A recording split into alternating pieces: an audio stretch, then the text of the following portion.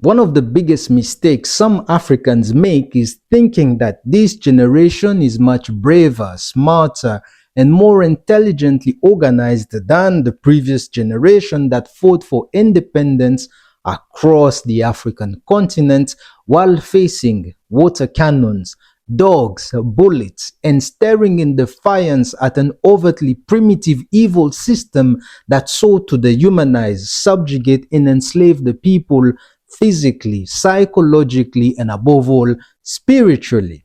Now, based on today's context, I ask, are we much stronger than our African ancestors, or are we missing the point? You see, I ask because I keep seeing people saying you are messing with the wrong generation, which implies that there was a point in history when there was a right generation of Africans to mess with. Listen, that way of thinking is informed by a touch of arrogance in a cup full of childlike ignorance. And by that I mean ignorance in the sense of lack of knowledge, not the other one. Understand this. You don't have to belittle the older generation to feel good about yourself, because the paved path you are walking on today wasn't paved by you. Guess by who?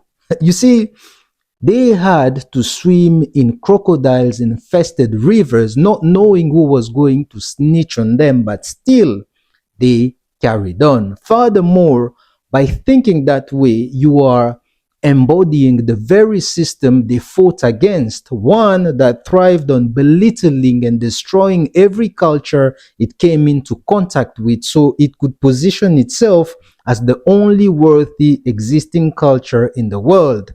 And that's not the African way. Look, don't think because they are old and suffer from arthritis that they were always weak. Nah, man, they were about that life.